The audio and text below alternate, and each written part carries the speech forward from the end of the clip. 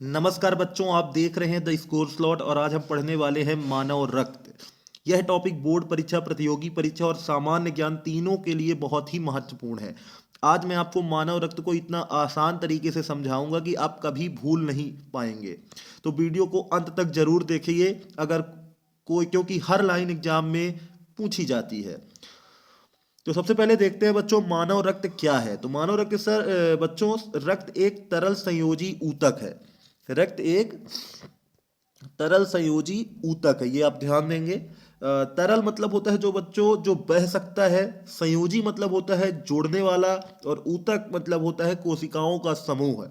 मतलब होता है रक्त एक ऐसा द्रव है जो पूरे शरीर को जोड़कर रखता है। ठीक है बच्चों, जो शरीर के सभी भागों तथा ऑक्सीजन, पोषक तत्व और हार्मोन पहुंचाता है तथा अपशिष्ट पदार्थों को बाहर निकालने में सहायता करता है। अब बच्चों देखते हैं रक्त का निर्माण कैसे होता है। रक्त का निर्माण लाल अस्थि मज्जा में होता है, red bone marrow. Red bone marrow में होता है बच्चों। सब अस्थि का मतलब होता है हड्डी, ठीक है। मज्जा मतलब होता है बच्चों हड्डी के अंदर का नरम भाग। निर्माण मतलब होता है बनना, ठीक है बच्चों। वयस्क अवस्था में रक्त का निर्माण रेड बोन मैरो में होता है, लाल अस्थि मज्जा में, ठीक है। भ्रूण अवस्था में रक्त का निर्माण यकृत एवं प्लीहा में होता है। यकृत मतलब लीवर और प्लीहा मतलब तिल्ली में होता है। इस प्रक्रिया को रक्त जनन कहते हैं बच्चों, ठीक है।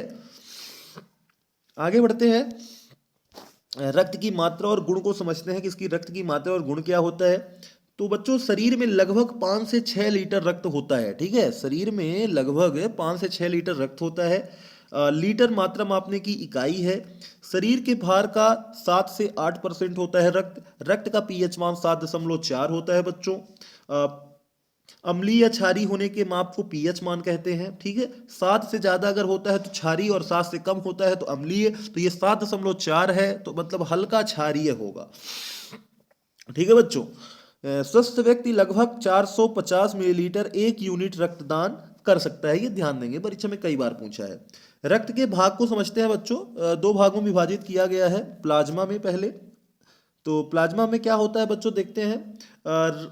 रक्त का तरल भाग प्लाज्मा कहलाता है। रक्त का जो तरल भाग होता है उसे प्लाज्मा कहते हैं। प्लाज्मा हल्का पीला तरल पदार्थ होता है, हल्का पीला, ठीक है, जिसमें 90% जल और 10% प्रोटीन होता है। प्रोटीन में होता है इनमें फाइब्रिनोजन, एल्ब्यूमिन, ग्लोबुलिन, ठीक है बच्चों। फाइब्रिनोजन का मतलब होता है रक्त का थक्का बनाने वाला, ठीक है। दाब बनाए रखने के लिए एल्ब्यूमिन का प्रयोग होता है। ग्लोबुलिन का मतलब होता है रोगों से बचाता है, प्रतिरक्षा में सहायक है, ठीक है बच्चों। अब दूसरे पार्ट की ओर चलते हैं। रक्त कणिकाएं जो होती हैं, पहला होता है लाल रक्त कणिकाएं, आरबीसी, एरिथ्रोसाइट, ठीक है बच्चों। एरिथ्रो का मतलब होता है लाल और साइट का मतलब है कोशिका। तो लाल रक्त कणिकाएं, ठीक है बच्चों। इसमें महत्वपूर्ण बातें देखते हैं क्या क्या है। इनकी संख्या 50 से 55 लाख होती है। जीवन काल 120 दिन का होता है। निर्माण लाल अस्थि मज्जा में होता है। इसमें हीमोग्लोबिन पाया जाता है बच्चों।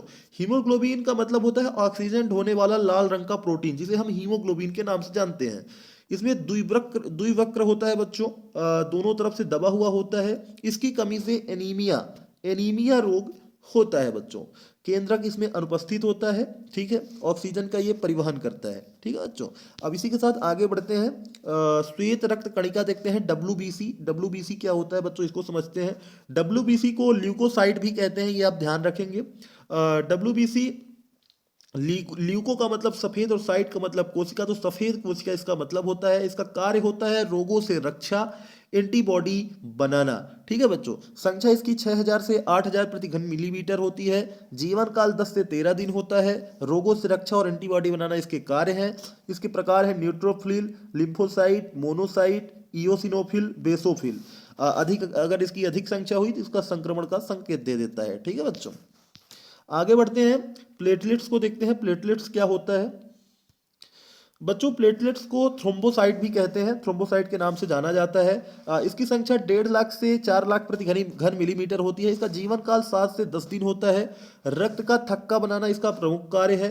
खून बहना रोकना जिसको बोलते हैं। इसकी कमी से हीमोफीलिया, अगर बहुत ज़्यादा डाउन हो रहा है तो फिर डेंगू की शिकायत भी हो सकती है बच्चों।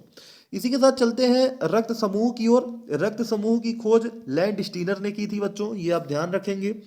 इसके 4 प्रकार होते हैं, ए बी और ओ। ठीक है बच्चों, तो ए का एंटीजन होता है ए और एंटीबॉडी होता है एंटी बी, ये आप ध्यान रखेंगे। बी का एंटीजन होता है बी और एंटीबॉडी होता है एंटी ए। ठीक है, ए बी का ए और बी दोनों होता है और एंटीबॉडी कोई नहीं होता है। ठीक है बच्चों, ओ का कोई एंटीजन नहीं होता है और एंटीबॉडी एंटी ए और एंटी बी होता है।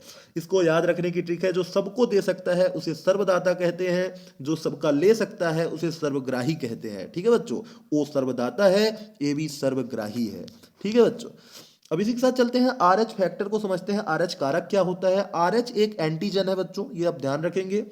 जिनमें होता है उनका आर एच पॉजिटिव होता है, 80% लोगों में पाया जाता है। जिनमें नहीं होता है आर एच निगेटिव होता है। ठीक है बच्चों, यदि माता आर एच निगेटिव है और आर एच पॉजिटिव शिशु हो तो एरीथ्रोब्लास्टुलिस फेटलिस रोग हो सकता है। ठीक है बच्चों, ये आप ध्यान रखेंगे। इसके बचाव हेतु आर एच निगेटिव माता को एंटी आर एच इंजेक्शन दिया जाता है, ये आप ध्यान रखेंगे। रक्त की कार्य थोड़ा समझते हैं बच्चों कि रक्त की कार्य क्या होते हैं। तो ऑक्सीजन एवं कार्बन डाइऑक्साइड का परिवहन करता है, ऑक्सीजन भेजता है, कार्बन डाइऑक्साइड लेता है।